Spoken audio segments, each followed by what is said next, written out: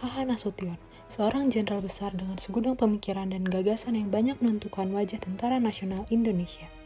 Ia dikenal sebagai salah seorang pelaku sejarah yang terlibat dalam banyak peristiwa krusial yang mewarnai perjalanan sejarah Indonesia. Hai, nama aku Nadine. Mari kita mengenal lebih dalam tokoh nasional, Jenderal Besar Abdul Haris Nasution. Abdul Haris Nasution atau dikenal juga dengan A.H. Nasution lahir pada tanggal 3 Desember 1918 di Desa Utapungkut, Kota Nopan, Kabupaten Mandailing Natal, Tapanuli Selatan, Sumatera Utara. Ia lahir dari pasangan Abdul Halim Nasution dan Zahra Lubis. Setelah menamatkan pendidikan di berbagai kota mulai dari Bukit Tinggi, Batavia hingga Bandung, pada tahun 1938, A.H. Nasution atau juga dikenal dengan Pak Nas menjadi guru di kota Bengkulu sebelum akhirnya ia pindah ke Palembang. Ternyata selama di Bandung, ia banyak membaca buku-buku karya I.R. Soekarno, dan pada saat itu pula, ia mulai memendam cita untuk menjadi seorang tentara nasional.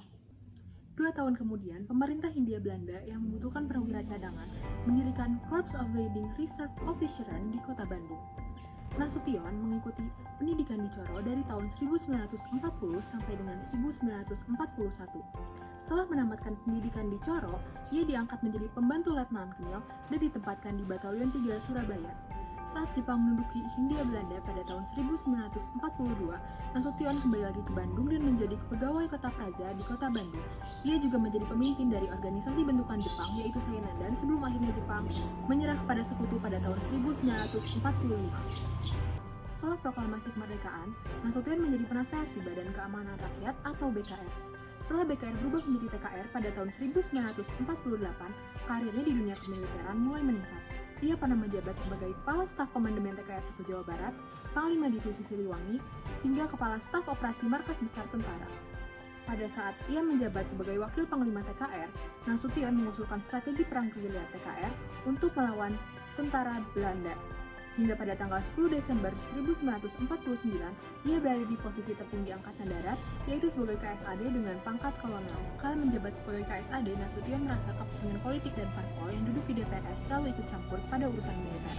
Hingga pada tanggal 17 Oktober 1952, Nasution protes kepada I.R. Soekarno untuk membubarkan parlemen. Karena kejadian itu, Nasution kehilangan posisinya di kemiliteran saat itu. Pada masa menganggurnya inilah, Nasution menulis buku pokok-pokok gerilya atau Fundamentals of Guerrilla Warfare. Buku ini berisikan gagasan-gagasan dan pengalamannya di dunia kemiliteran. Buku ini juga kemudian dibaca oleh kalangan petinggi di dunia kemiliteran, juga pemimpin kelompok-kelompok perlawanan militer dunia. Pada tahun 1955, Nasution kembali lagi diangkat menjadi KSAD dengan pangkat Mayor Jenderal. Kemudian, seiring berjalannya waktu, lahirlah konsep jalan tengah untuk mengatasi guncangan politik dan ekonomi kala itu. Pada tahun 1960, Nasution mengembangkan konsep itu menjadi dwi fungsi ABRI. Sejarawan Asfi Warman Ada mengatakan bahwa pada tahun 1958 sampai dengan 1960, boleh dikatakan Nasution menjadi orang kedua setelah Soekarno. Namun, kejadian berbanding terbalik saat Soekarno dan PKI mulai mesra, karena seperti yang kita tahu, Nasution adalah orang yang anti-komunis. Di dalam bukunya, Wulfsonhausen mengatakan bahwa Nasution sengaja disingkirkan karena kemudian aktif mengkritik Soekarno. Pada Juli 1962, posisi KSAD Nasution kemudian digantikan oleh Ahmad Yani dan dirinya dipindahkan sebagai KSAB. Pada peristiwa G30 SPKI, ternyata Nasution masuk dalam daftar penculikan bersama 7 orang lainnya. Untungnya, Nasution selamat dari penculikan tersebut. Kegentingan kala itu kemudian berhasil dikendalikan oleh Nasution bersama dengan Soeharto yang saat itu menjabat sebagai Pangkostrat dan Sarwo Edi Wibowo dengan pasukan RPKAD-nya.